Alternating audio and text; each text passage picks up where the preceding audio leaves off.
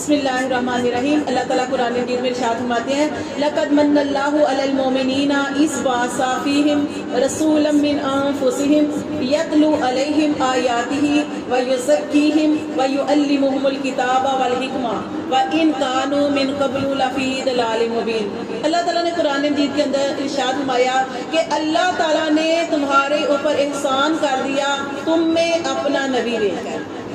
اللہ تعالیٰ فرماتے ہیں اے مومنو میں نے تم میں اپنا نبی بھیج کر احسان فرما دیا۔ دیکھیں اللہ کے کتنے احسان ہیں۔ اللہ نے ہمیں پیدا کیا، ہمیں پتہ بھی نہیں تھا، ٹھیک ہے، کیسے اللہ تعالیٰ نے ہمارے والدین کے دل میں محبت ڈال دی۔ ماں جو تھی بچہ صرف تھوڑا سا روتا ہے اور ماں سمجھ جاتی ہے میرے بچے کو بھوک لگی ہے، پیاس لگی ہے، یا اس میں گندگی ہے، اس کو صاف کرنا ہے، یعنی کتنا خیال رکھتی ہے اور اپنا جسم کا ایک حصہ اللہ تعالیٰ اس کے نرم کر دیتے ہیں اور اپنا دودھ پلاتی ہے۔ باپ جو ہے اس کے لیے محنت مشقت کرتا ہے۔ اتنا بڑا احسان ہے، اللہ نے ہمیں گھر بار دیا، ماں باپ دیے۔ یہ جو زمین ہے نا پانی کے اوپر ہے، آپ دیکھیں پانی کے اوپر زمین نہیں ٹھہر سکتی، لیکن یہ اللہ کا بڑا کرم ہے کہ پانی ہے نیچے اور اوپر یہ زمین ہے۔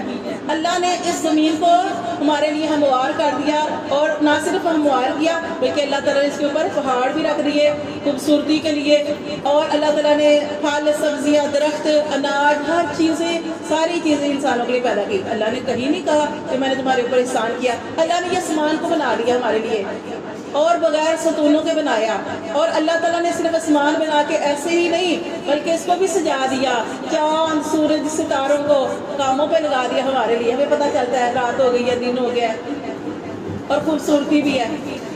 اللہ تعالیٰ نے ہر چیز انسان کے لیے پیدا کی۔ اس پوری کائنات جو ہے آپ دیکھیں جانور جو ہے ان کا کام ہے دودھ دینا، وہ بھی انسانوں کے لیے کام میں لگا دیے۔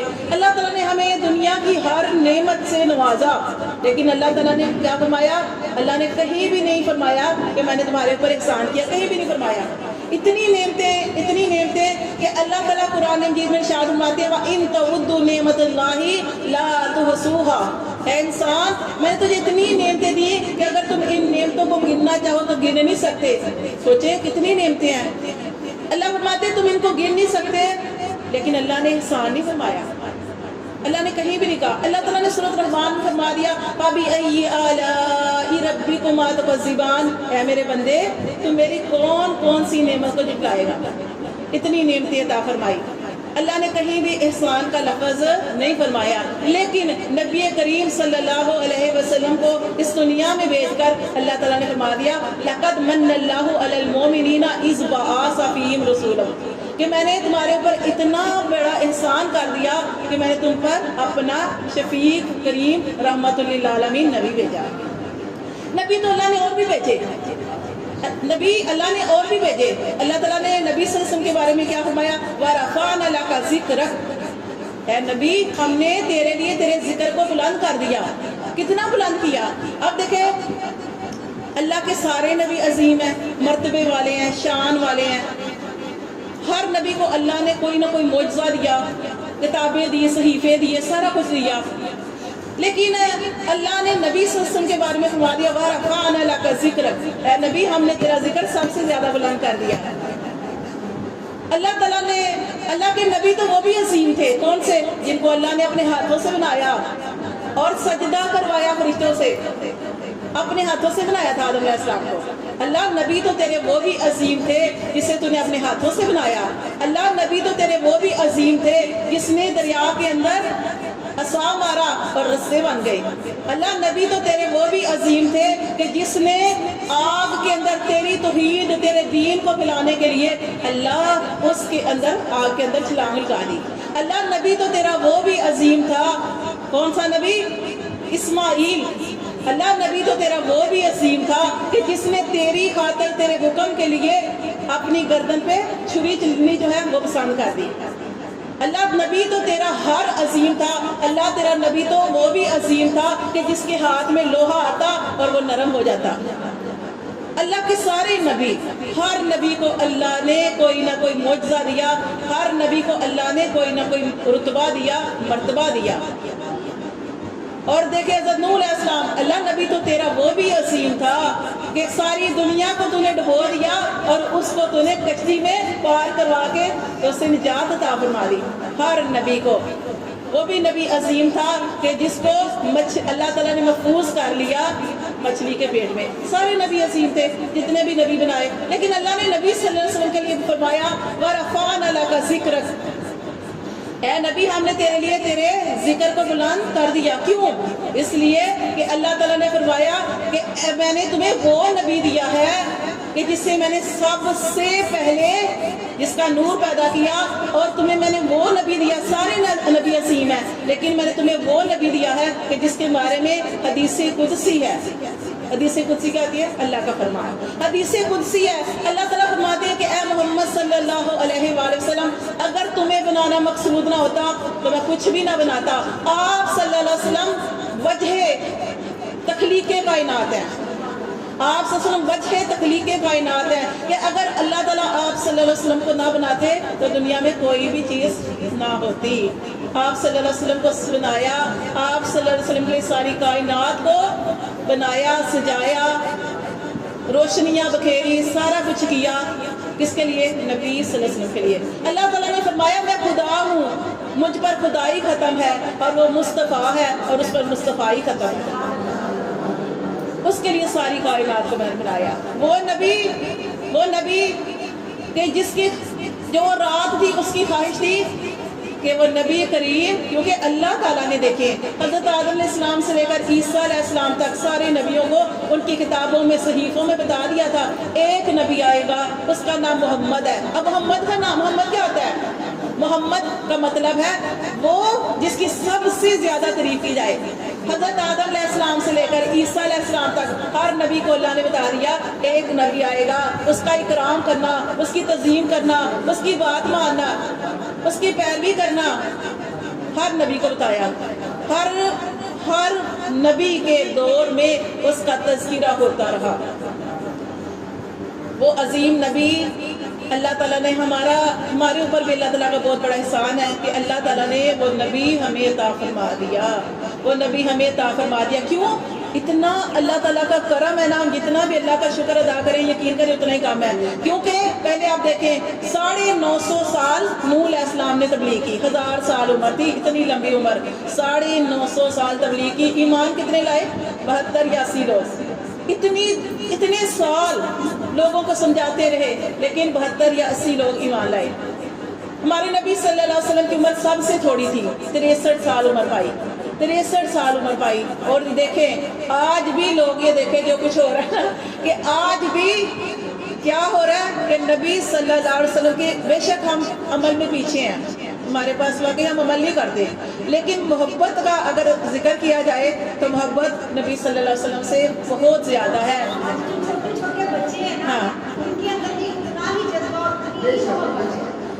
ہاں تو یہ ہے کہ یہ نبی صلی اللہ علیہ وسلم کو اللہ نے ہمارے لیے بھیج کر ہمارے اوپر احسان فرمایا. کیونکہ نبی صلی اللہ علیہ وسلم وہ نبی ہیں کہ جو روتے رہے اپنی امت کے لیے، دعائیں کرتے رہے. ان کی پیدائش بھی بڑے عجیب طریقے سے ہوئی. جب آپ صلی اللہ علیہ، اچھا میں آپ کو بتا رہی تھی کہ رات کی خواہش تھی، جب اللہ نے سارے نبیوں کو بتا دیا، دن رات کو بھی پتا تھا، سب کو پتا تھا کہ وہ نبی آئے گا. رات کی خواہش تھی کہ وہ نبی میرے دامن میں آئے، یعنی مجھے یہ توفیق ملے، سعادت ملے. دن کی خواہش تھی مجھے وہ گھڑیاں نصیب ہوں. اللہ تعالیٰ نے دونوں کو ہی نوازنا تھا، دونوں ہی کو عطا کرنا تھا. تو جب رات جا رہی تھی، دن آ رہا تھا، اللہ تعالیٰ نے اس پیارے نبی کی ولادت فرمائی 4:20 پر. دیکھیں نبی صلی اللہ علیہ وسلم کی ہر چیز محفوظ کر لی گئی. آپ صلی اللہ علیہ وسلم کی اگر دائی تھی تو دائی کو دیکھیں، اس کا دائی کا نام جب بھی ہم ناطے پڑھتے ہیں دائی ہے حلیمہ، کتنا نام ان کا. اونٹنی تھی، اونٹنی کا تذکرہ ہوتا ہے. جس شہر میں آپ صلی اللہ علیہ وسلم تھے مکہ میں تھے، مکہ میں دیکھیں اللہ نے قرآن میں مکے کی رسمیں کھا لی. جس جگہ پہ آپ صلی اللہ علیہ وسلم گئے ہجرت کر کے یثرب، اس جگہ پہ نبی صلی اللہ علیہ وسلم کا قدم پڑا تو اس جگہ کو مدینہ بنا دیا. کتنی محبت ہے مدینے سے. تو اور دیکھ لیں جو نبی اللہ کا، جو اس نبی کے ساتھ جو اس کے ساتھ شامل ہو گیا، اس نبی کی تباہ کرنے والے ہو گئے، جیسے ابو بکر صدیق۔ اللہ تعالیٰ نے حضرت ابو بکر صدیق کو سارے صحابہ کا سردار بنا دیا۔ حضرت عمر فاروق اتنے دشمن تھے، لیکن اللہ تعالیٰ نے حضرت عمر فاروق رضی اللہ تعالیٰ کو اسلام کی نبی صلی اللہ علیہ وسلم نے مانگا ان کو، وہ پھر اسلام قبول کیا انہوں نے، اور پھر وہ کتنے اسلام کے اندر پکے ہو گئے۔ حضرت عثمان غنی، آپ سارے صحابہ کو دیکھ لیں، آپ سے سب کے اصحاب، آپ سے محبت کرنے والے، آپ کے اوپر جان نچھاور کرنے والے، وہ جو آپ کے ساتھ جڑا، جیسے میں نبی حضرت بلال رضی اللہ تعالیٰ عنہ کی بات کی کہ غلام تھے لیکن نبی صلی اللہ علیہ وسلم کے ساتھ جڑے تو مؤذن بن گئے۔ حضرت عائشہ طیبہ طاہرہ رضی اللہ تعالیٰ عنہ جس جگہ پہ تھی نبی صلی اللہ علیہ وسلم کے ساتھ جڑی، تو اس جگہ کو، اس حجرے کو کیا بنا دیا؟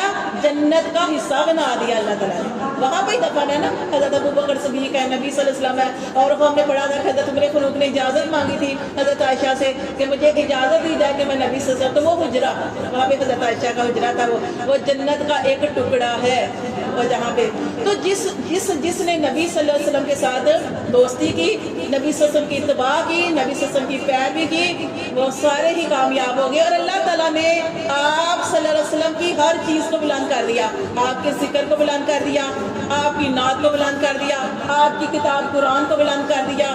آپ تو ممبر پہ کھڑے ہوتے تھے، خطبہ دیتے تھے، آپ دیکھیں آج بھی ممبر میں آپ کا نام ہے، ہر جگہ پہ آپ کا نام بلند کر دیا۔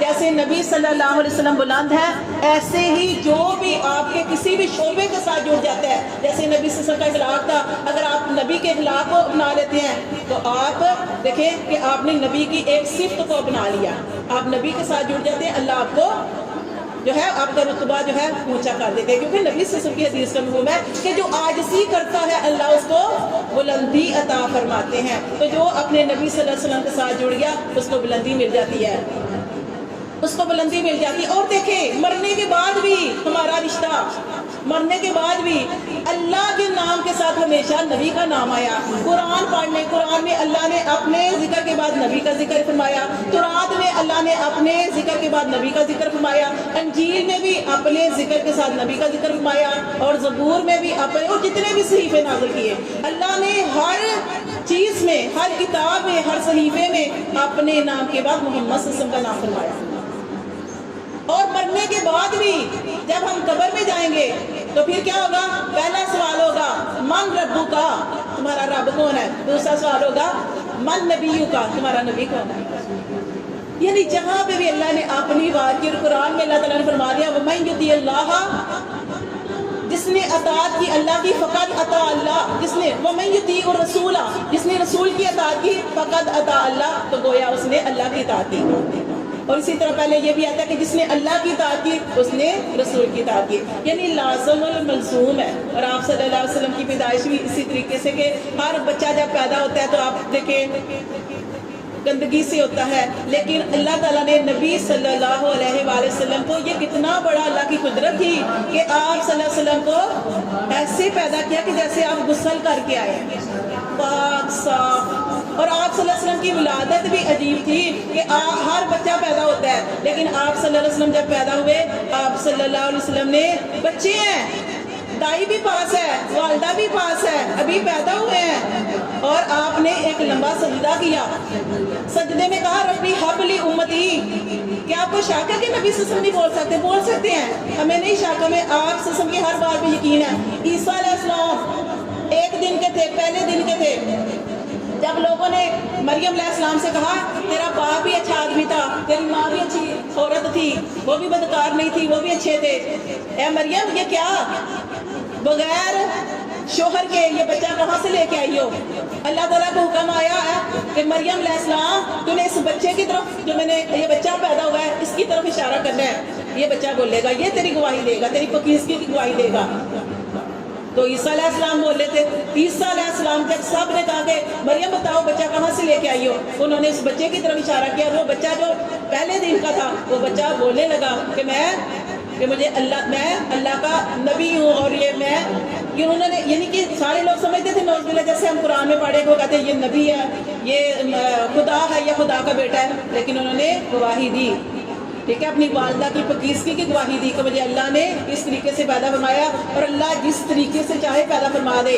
انما امرہ اذا اراد شیئا ان یقول لہ کن فیکون، اس اللہ نے تو بس کہنا ہو جا اور وہ کام ہو جاتا ہے۔